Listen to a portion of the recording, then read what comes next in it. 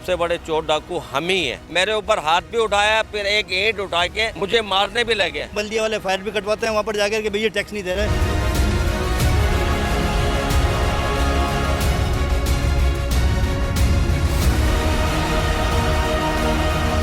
हम गए थे चेयरमैन के पास, चेयरमैन ने बोले हमारा एरिया नहीं लगता ये फिर लावारिस रोड है हमारे लिए। 12 लाख महाना जो आ रहा है वो उनकी जेबों में जा रहा है। कहीं 54 अरब रुपए की बात हो रही है।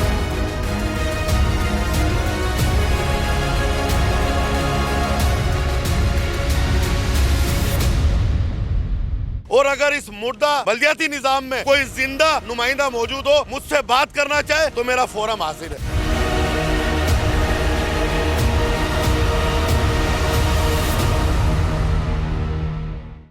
आपने सारे मनाजिर देखे, मैं मूंजो दौड़ो के मनाजिर नहीं दिखा रहा आपको।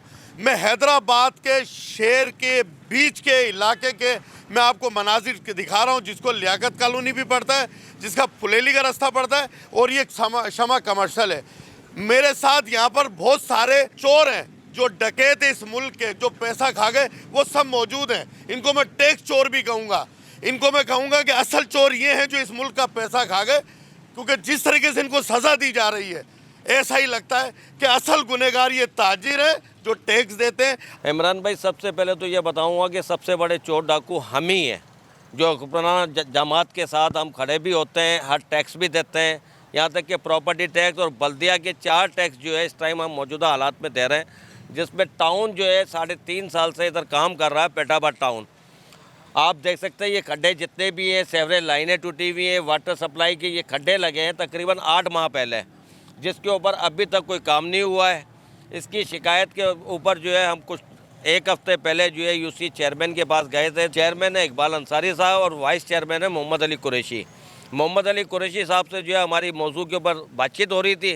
पीछे से जो है चेयरमैन साहब आते हैं, हमारे जनरल सेक्रेटरी को जो है नवाबुद्दीन भाई को जो है गालियाँ देते हैं, जिसके ऊपर मैंने कहा यार आप गाली मत दो, आप अवामी नुमाइंदे हो, आराम से बात करें। तो उन्होंने जो है मुझे भी गाली दी, मेरे ऊपर हाथ भी उठाया, फिर एक ईंट उठा के मुझे मारने भी लगे। सिर्फ हमें धमकी इस बात की दी जा रही है कि हम अपने मसाइल क्यों बयान कर रहे हैं उनके आगे। हमारे पास स्वीपर नहीं है, हम अपनी मदद आपके तहत काम करते हैं। लाइटिंग भी इन्होंने आज तक नहीं लगाई। स्वीपर जो है वो तो आते होंगे ना, स्वीपर तो एक खसीस सा मामला है, वो तो आते होंगे आपके इधर ना। जो है ना, हम खुद अपने हाथों से खोल रहे होते हैं या अपने पैसों से जो है स्वीपर को बुलाया हुआ था। अभी 2 दिन पहले एक गली की हमने सेवरेज लाइन साफ करवाई है, उसके ऊपर 15,000 रुपये दिए हैं। वो वाइस चेयरमैन जो है मोहम्मद अली कुरैशी, उसकी भी नॉलेज में कि पाबंदी से कचरा भी यहाँ पे नहीं उठाया जा रहा है। आप मुझे सिर्फ इसका बताएं कि अगर आप टैक्स ना दें कैसे गिरफ्तारी होती है, क्या सलूक आपके साथ?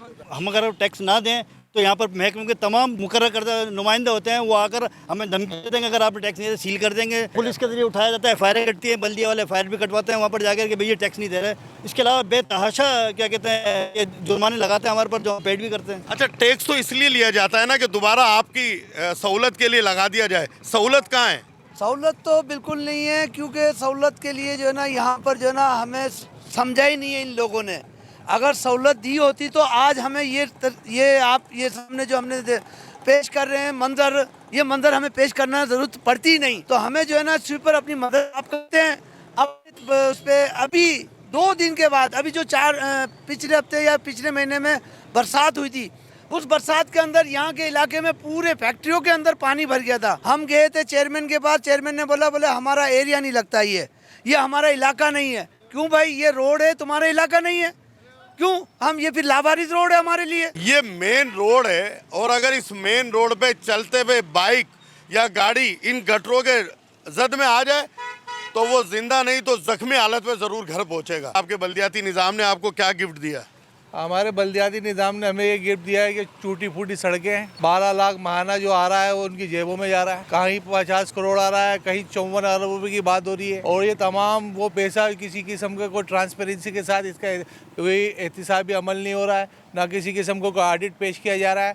और हमें हैदराबाद के लोगों को दाखिली और खारजी रास्ते इस तरह से टूटे फूटे दिखाई दे रहे हो। हमारे जो मेहमान दूसरे शहरों से आते हैं, मुसीबत का शिकार होते हैं, उसमें हम लोग भी शामिल हैं।